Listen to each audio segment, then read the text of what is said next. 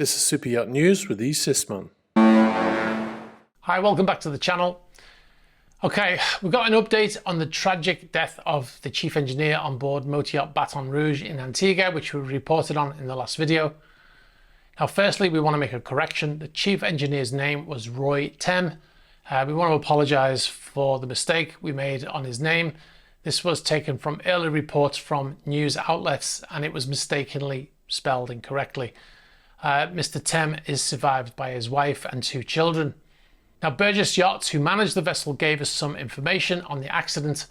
The power outage that we reported on the previous video actually occurred the day prior to the accident. So on Thursday, the 22nd of February at 20:58 hours local time, Baton Rouge experienced a blackout and functionality was restored immediately. But as a result, a damper was identified to be no longer working and maintenance was scheduled for the following day. Now, we're assuming this to be a fire damper. We'll come back to that shortly. So the following morning on Friday the 23rd of February at 07:30 hours local time, the chief engineer entered the technical space to work on the damper, and shortly thereafter he was found unresponsive. Medics were called and performed CPR. However, at 10:19, the engineer was pronounced dead after being transferred to a local hospital. Burgess spokesperson sent us a statement and they said the next of kin has been notified and we are working with the authorities to ascertain further details. Burgess is providing guidance and counsel to the crew on board Baton Rouge, and we ask at this time that you respect their privacy. Our deepest thoughts go out to family, friends and colleagues. Now, after our first video, we had quite a few messages via email and the comments section about Mr. Tem, and we thought we'd read a few as it speaks to his popularity. YouTube comments said, "A good friend to many, a dedicated husband and father, and one of the best engineers I have had the privilege to have known for 31 years. Some comments from emails said he was a fantastic person, a brilliant engineer. He was technical manager for a large fleet and worked as a consultant to a management company before returning to life on board." Another comment said, "Regarding your video on the fatality on board Baton Rouge, as a friend of and roommate with Roy back at Warsash, which is a nautical college in the UK, in the early 90s, I would respectfully ask that you correct his name in the video." And another comment said, "He was a friend of mine and an ex-colleague when I worked as an owner's AVIT rep." So a lot of nice things being said. Now, there's a fundraiser that's been set up by a friend of Mr. Tem. It's a GoFundMe type fundraiser. They're aiming to raise £10,000. I think they've already raised over 5,000. I'll post a link in the description if you want to donate to that fundraiser. Now, in the statement, they referred to a damper failing. We're assuming this was an air damper, often referred to on board as a fire damper or a fire flap. A fire damper on a boat or a ship is a crucial safety component, primarily designed to prevent the spread of fire and smoke through a vessel's ventilation system. The damper is installed as part of the vessel's HVAC system and is part of the yacht's safety system.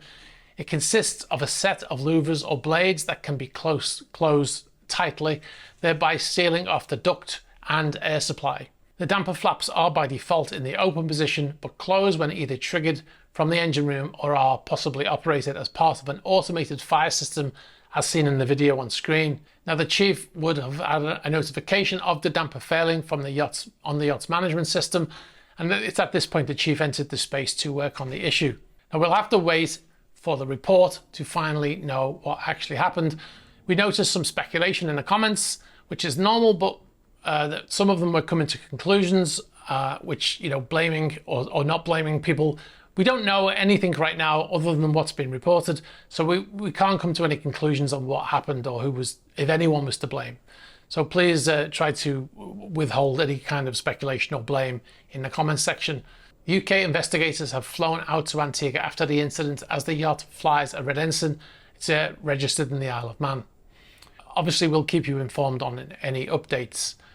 All right, we'll move on to our next story now. We have an update on Motor Yacht Fee, which has been detained in London's Canary Wharf for almost 2 years by the UK government. The Russian owner of Motor Yacht Fee took his case to the appeals court in London. The owner had appealed the previous decision from July 2023 judgment that saw his vessel in Canary Wharf, where it's been since March 2022. The yacht's owner argued that the UK was effectively trying to compel him to criticise the Russian government without considering the adverse impact on him or his business at home. In the July decision, the judge said the Secretary of State is entitled to a broad margin of discretion in deciding how the detention power is to be exercised in pursuit of the government's foreign policy aims. The appeals court did criticise Grant Shapps, the then Transport Secretary. Shapps had publicised the action on social media, accusing the owner of having ties to the Russian President Vladimir Putin. He in fact accused the owner of being friends with Putin. In the Tuesday ruling, the justices indicated that this ought not to have been said.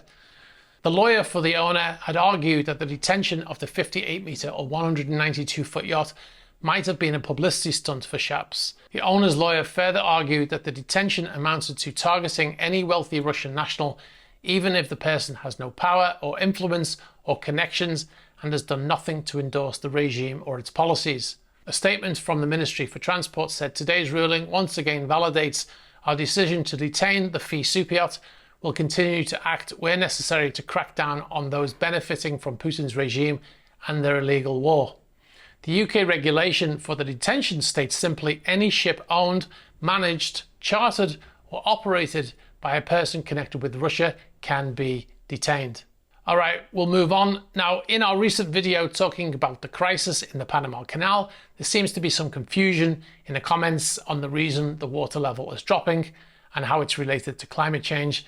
The questions seem to come from people who are critical of climate change, saying, if climate change is causing sea levels to rise, how can it also cause the water in the canal to be dropping? Well, as mentioned in the previous video, the canal, which is man-made, sits 85 meters higher than sea level.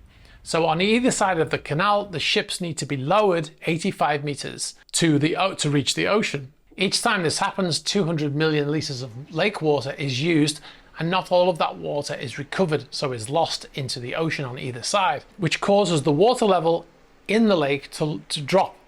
So each time this happens, 200 million liters of lake water is used, and not all of that water is recovered and is lost, causing the lake level to drop slightly.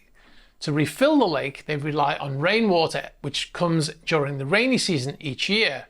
However, in 2023, as the scientists say, because of climate change, the rain didn't come, so the lake was not replenished. So they had to reduce operations in the canal because of falling water levels.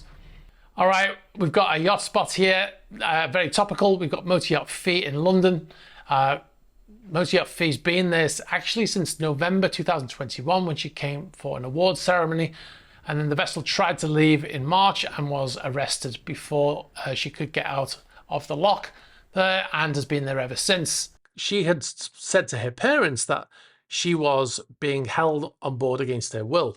She said that she wanted to leave and she'd been told she couldn't leave. Now we've got a new episode of the Yacht Report podcast. It's now live on YouTube and on Spotify and Apple Podcasts, etc. In this episode, we'll answer the question, is there a super yacht blacklist in terms of employment? And we also talk about a crew member who claimed to be held against her will on a cruise ship. Don't forget to check out our Patreon page. You can find it at patreon.com/esysman. You'll find many videos not featured on YouTube, including our Atlantic vlog series and our Patreon chat series. We've put out quite a number of new Patreon chat series videos recently, and behind the scenes footage from our trips to super yacht marinas all over the world. Now, if you've got any information about any of these stories, please be sure to get in touch. You can get us in the email address in the ticker. You can get us on the About page of the YouTube channel. You can get us on Instagram and Facebook Messenger, on Twitter, and on Threema. Be sure to like this video, very important for the algorithm. Hit the subscribe button and hit the bell for future notifications. All right, guys, thanks very much, and I'll catch up with you soon. Bye-bye.